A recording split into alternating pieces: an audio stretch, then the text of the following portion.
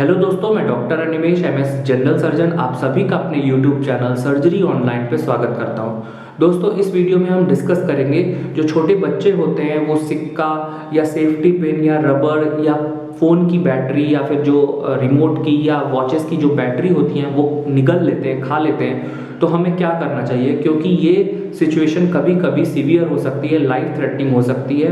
बच्चे को जो सांस लेने की नलकी है वहाँ ऑब्जेक्ट जाके फंस जाता है और बच्चा सांस नहीं ले पाता है, नीला पड़ जाता है। तो ऐसी सिचुएशन में हमें घर पे क्या करना चाहिए, डॉक्टर के पास कब जाना चाहिए, इसको ठीक कैसे कराना चाहिए, इन सारी बातों को हम इस वीडियो में डिस्कस करने वाले हैं। तो चलिए शुरू करते हैं। शुरू करने से पहले दोस्तों चैनल को सब्सक्राइब कर दीजिए, वीडियो को लाइक कीजिए और भी लोगों में शेयर कीजिए। और अगर आपको कंसल्ट करना है तो हमसे आप फ्री ऑफ कॉस्ट कंसल्ट कर सकते हैं। डाउनलोड कीजिए सर्जरी ऑनलाइन ऐप, जिसका लिंक मैंने डिस्क्रिप्शन में डाल दिया है।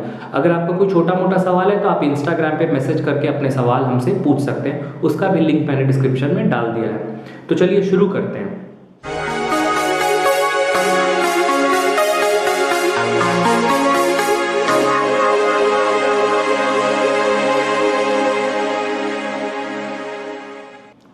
तो दोस्तों, अगर आपके घर में छोटा बच्चा है और उसने कोई सिक्का निगल लिया है या फिर उसने पेंसिल की बैटरी या फिर जो वॉचेस की बैटरी होती हैं या रबर होता है या कोई भी सेफ्टी पिन या ऐसी चीज़ कोई निगल लेता है जो खाने वाली नहीं होती हैं, तो उस कंडीशन में क्या करना चाहिए। तो देखिए, दो चीज़ें हो सकती हैं।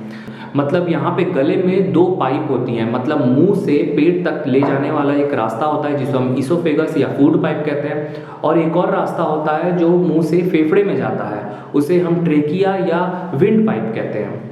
तो दोस्तों, एक सिचुएशन बनती है जब वो जो ऑब्जेक्ट है वो इसोफेगस में चला गया है, मतलब खाने वाले रास्ते में चला गया है। तो या तो वो इस तरीके से यहाँ पे अटक जाता है, तो हमें एक्सरे में दिख जाता है कि यहाँ अटका हुआ है, और फिर हम देखते हैं कि एक दो दिन बाद वो, अगर पेशेंट को कोई प्रॉब्लम नहीं होता है तो हम उसे भेज देते हैं और बाद में फिर हम एक्सरे करा के देखते हैं कि अब कहाँ पहुँचा है।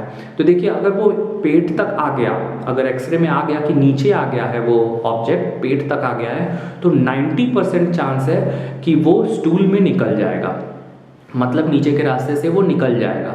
90% चांस है, इसमें कोई प्रॉब्लम नहीं होती है। ज़्यादातर ऑब्जेक्ट जो अगर पेट तक आ गए हैं तो वो नीचे से निकल जाते हैं, क्योंकि नीचे वाला रास्ता जो है वो चौड़ा ही होता है ऊपर से, इसलिए फंसने का चांस कम होता है। लेकिन 5-10% केसेस ऐसे भी होते हैं जिसमें वो निकल नहीं पाता है। यूजली 90% केसेस में 2 से 3 दिन या 4 दिन में निकल ही जाता है। लेकिन 5-10% केसेस में अगर ऑब्जेक्ट फंस गया है, निकल नहीं पा रहा है, पेट में या आंतों में कहीं फंस गया है, और वहाँ पे क्या होता है, जो बैटरी होती है फ़ोन की या वॉचेस की या आपके रिमोट की, उसमें एसिड होता है, तो वो एसिड निकलने लगता है पेट के या आंतों के अंदर, और वो क्या करता है, आंतों में छेद कर देता है। अब अगर आंतों में छेद हो जाता है तो फिर उसका इलाज किसी भी तरीके से नहीं हो पाता, दवाइयों से नहीं हो पाता, उसका इलाज सिर्फ और सिर्फ सर्जरी से ही होता है। सर्जरी हम चीरा लगा के करते हैं और जहाँ पे वो बैटरी है उसको निकालते हैं और फिर आंतों को सिल देते हैं। इस तरीके से सर्जरी करके पेशेंट की जान बचाई जाती है, लेकिन ये बहुत ही कम केसेस में होता है, इसलिए घबराने की बात नहीं है। दोस्तों, घबराने की बात तब है जब वो ऑब्जेक्ट पेट के रास्ते में ना जाके, फूड पाइप में ना जाके आपके विंड पाइप या ट्रेकिया में चला गया है, जो सांस लेने वाला रास्ता है वहाँ चला गया है, उस समय आपको घबराना है। अब ऐसा सिचुएशन जो है बच्चों में भी हो जाता है, बड़ों में भी हो जाता है।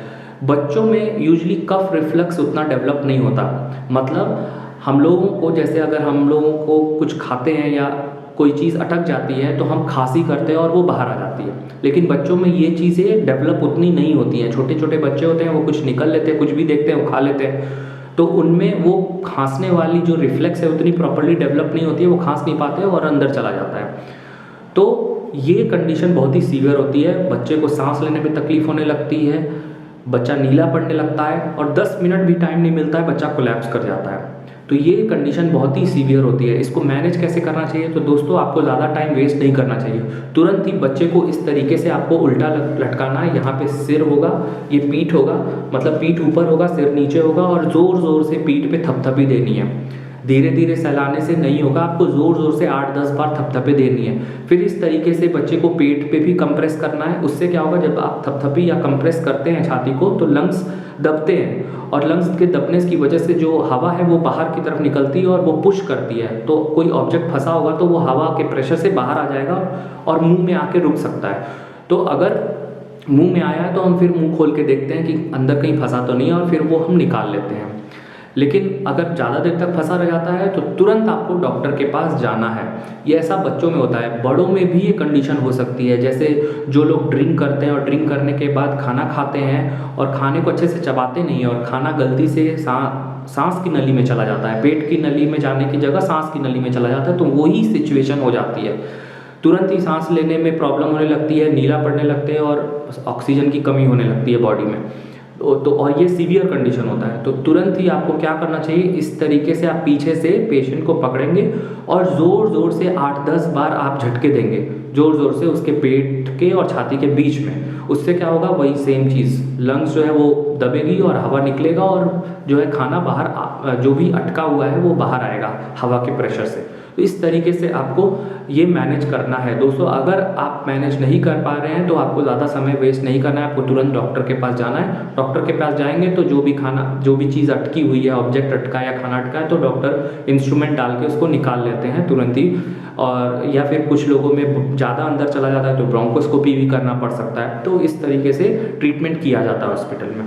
तो दोस्तों, अगर आपको वीडियो में दी गई जानकारी पसंद आई होगी तो लाइक कीजिए, शेयर कीजिए ताकि सभी को इन्फॉर्मेशन मिले। और अगर आपने अभी तक सब्सक्राइब नहीं किया है तो चैनल को सब्सक्राइब कर दीजिए। अगर आपका कोई सवाल है तो इंस्टाग्राम पे आप हमसे जुड़ सकते हैं और अपने सवाल पूछ सकते हैं, लिंक मैंने डिस्क्रिप्शन में डाल दिया है। अगर आपको कंसल्ट करना है किसी दवा के बारे में, किसी सर्जरी के बारे में, किसी हॉस्पिटल के बारे में, किसी बीमारी के बारे में कोई जानकारी चाहिए तो वो भी आप हमसे पूछ सकते हैं। बिल्कुल फ्री कंसल्टेशन है, बस आपको डाउनलोड करना है सर्जरी ऑनलाइन ऐप, उसका भी लिंक मैंने डिस्क्रिप्शन में डाल दिया। तो दोस्तों, मिलते हैं नेक्स्ट वीडियो में, तब तक के लिए टेक केयर।